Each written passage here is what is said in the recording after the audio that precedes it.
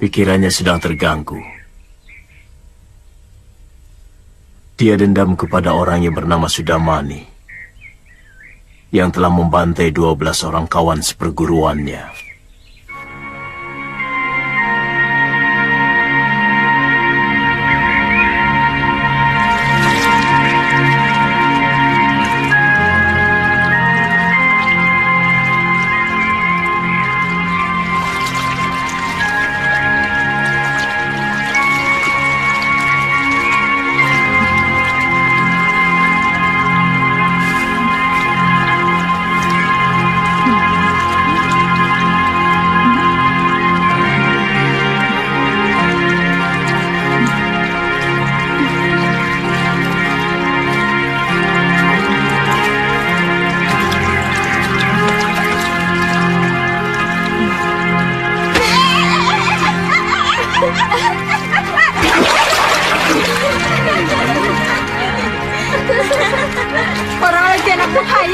Di sebuah kerajaan megah yang berdiri anggun di tengah hamparan lembah hijau, hiduplah seorang putri raja yang terkenal akan keelokannya. Pada suatu pagi yang cerah, ia memutuskan untuk menikmati waktu santainya dengan mandi bersama para dayang di kolam istana yang dihiasi air jernih dan bunga-bunga terapung. Suasana tenang berubah saat ia memperhatikan salah satu dayangnya, seorang gadis pemalu, tampak melamun di pinggir kolam.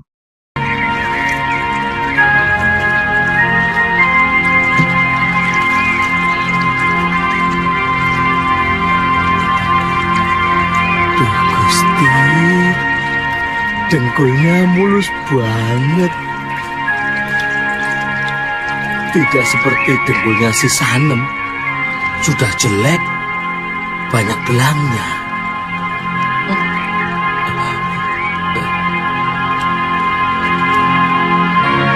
Hidungnya, aduh Popo, aduh Biung, bangir banget. Tidak seperti itu si Sanem. Sudah pesek, pilek terus. Aduh, jangan tenang.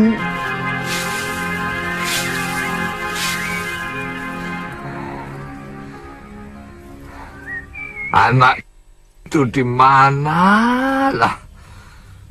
Bel, Gembel, ngluyur terus.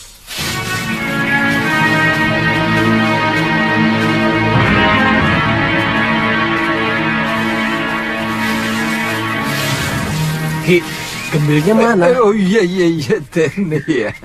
Orang tua kerja kok tidak mau bantu? Anak itu angin-anginan Den. Kalau anginnya itu lagi baik, wah, daun kering sekian banyak itu dari sini sampai di Balai Pasamuan sana bersih dia sapu. Tapi kalau anginnya lagi linglung, wah, selembar daun itu pun nggak mau nyentuh. Itu Gembel itu. Iya, dugal banget itu. Iya Den. Mari Ki. Mari.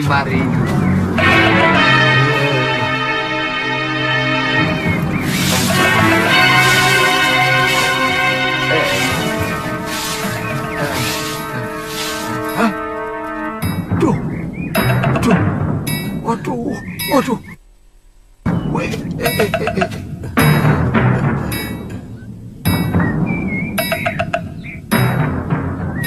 Senyum usil menghiasi wajah sang putri. Ia memerintahkan salah satu dayang lainnya untuk menyemburkan air ke arah gadis itu.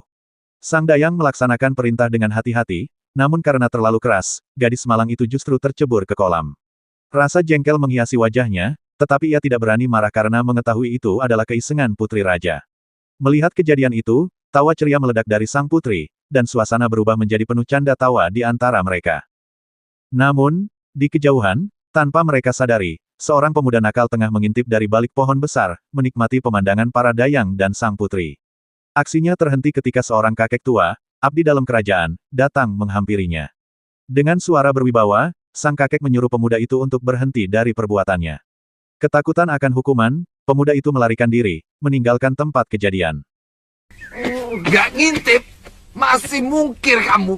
Sudah jelas nongkrong di atas pohon begitu kok? Aku sedang cari anak burung.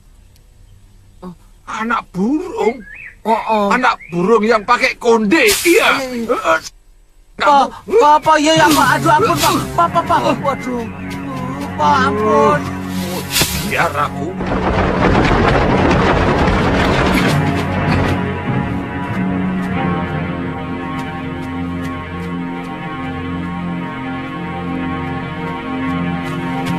Itu dia, pendekar yang telah mengalahkan aku.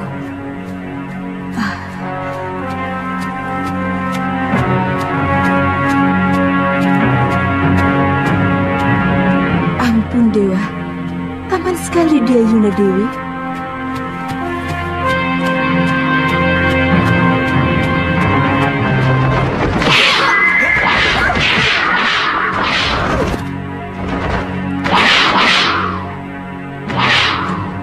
Tunggu dulu.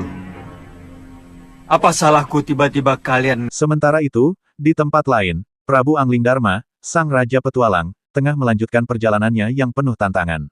Dalam perjalanannya, ia bertemu dengan 3 pendekar wanita yang cantik namun penuh misteri. Pertemuan mereka yang diawali dengan obrolan ringan berujung pada pertarungan sengit.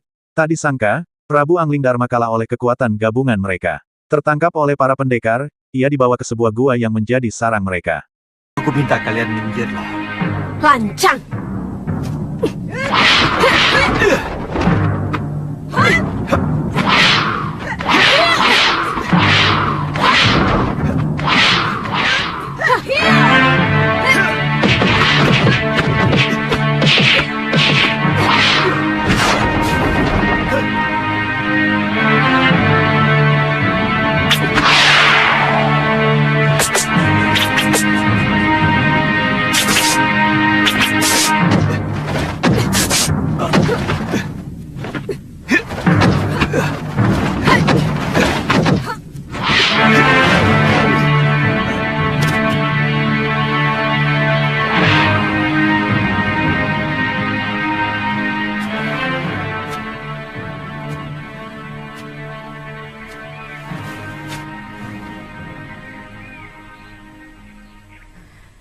Apa dia juga akan kita jadikan santapan, Yunda Dewi?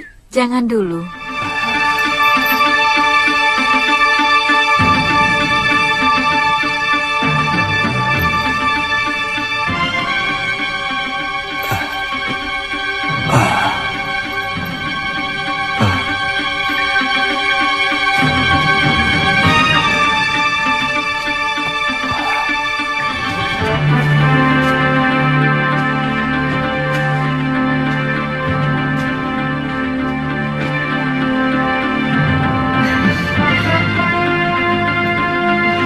Jangan dulu. Biarkan pengaruh racun cundrik bersik itu hilang. Lebih baik kita bersantap dulu adik kantil. Mari.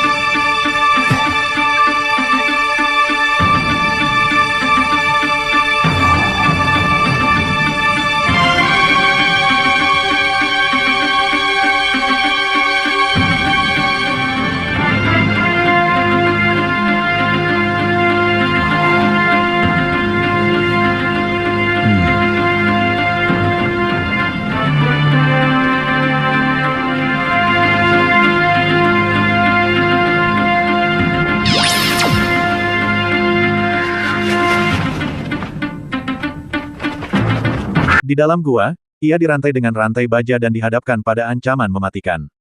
Ternyata, ketiga wanita itu adalah siluman pemangsa manusia. Salah satu dari mereka berniat memakan sang prabu, namun perintah dari kakaknya membuatnya menahan diri. Dalam situasi genting itu, Angling Dharma menggunakan ilmu spiritualnya untuk memisahkan ruh dari tubuhnya.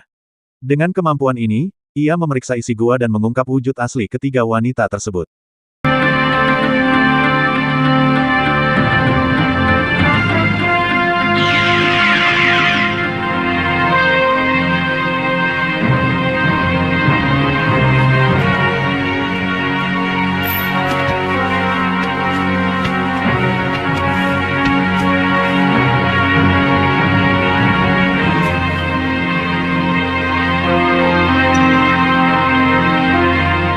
Yayi Dewi, lihat.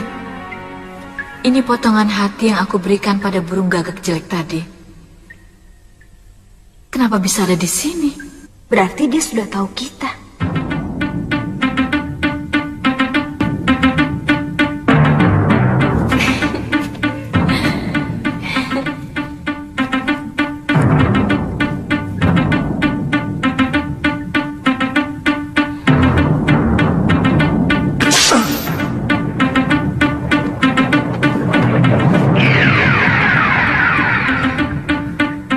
Kenapa kalian mau membunuhku, Dewi-Dewi yang manis?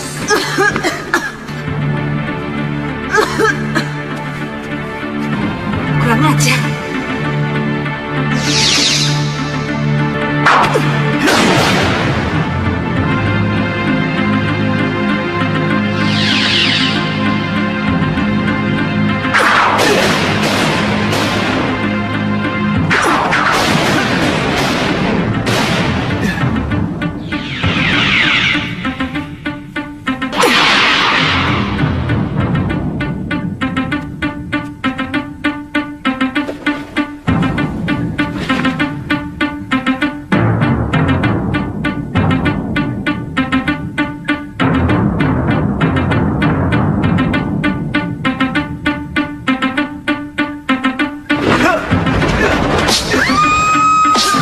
Ketika para siluman mencoba mendekatinya, Angling Dharma menggunakan strategi licik untuk melarikan diri.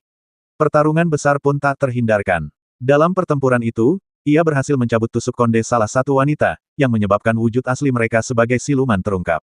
Namun, sebelum ia berhasil mengalahkan mereka, sebuah kutukan dilemparkan kepadanya.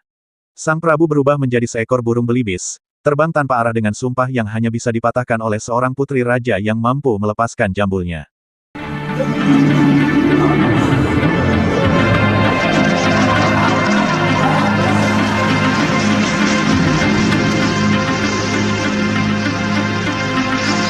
Jadilah kamu seekor belibis.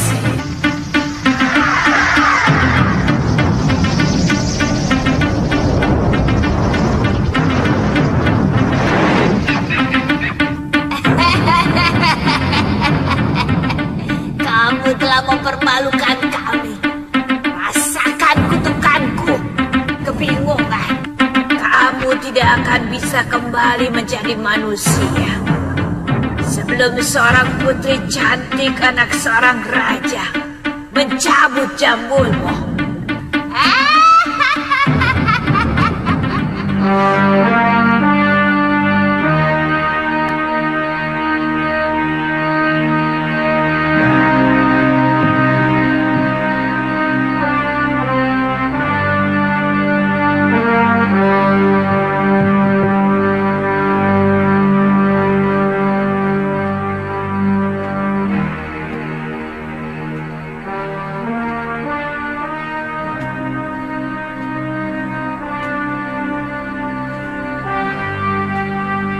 Sudah berapa lama saya berada di sini?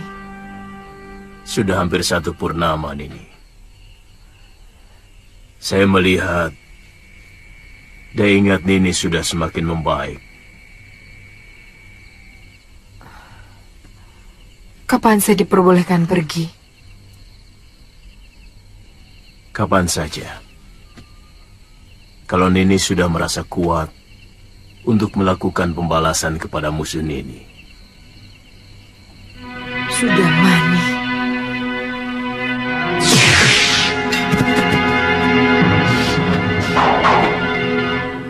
Dia harus dibunuh.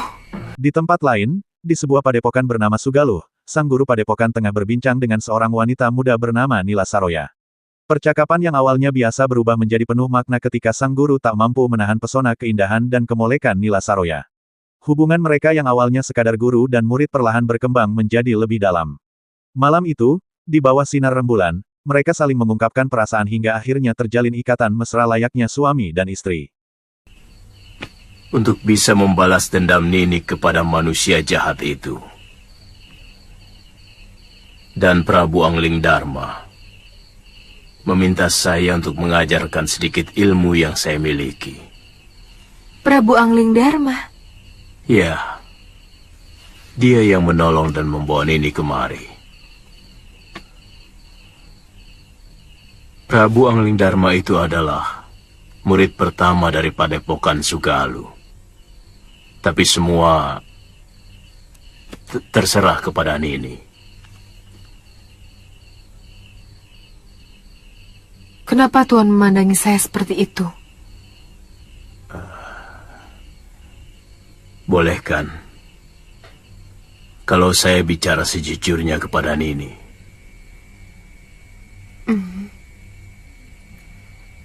Salahkah kalau saya mencintaimu? Bagaimana dengan istri Tuan? Sintawati tetap istriku yang akan mendampingimu.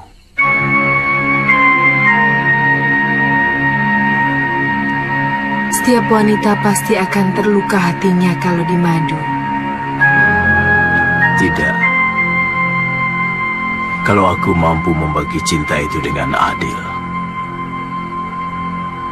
akan kupenuhi cawan cinta Sintawati dan juga cawan cintamu dengan isi yang sama. Bukankah Arjuna juga mampu membagi cintanya dengan sejumlah istri-istrinya?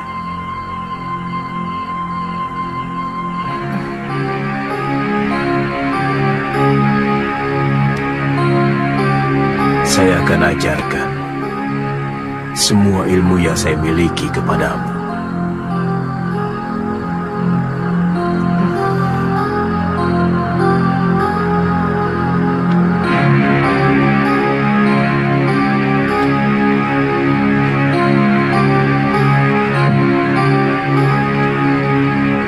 Percayalah, saya benar-benar mencintaimu. Terus terang, beberapa hari ini,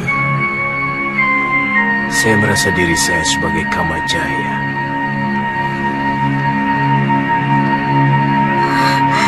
Dan setiap saya melihatmu, yang saya lihat adalah Kamarati.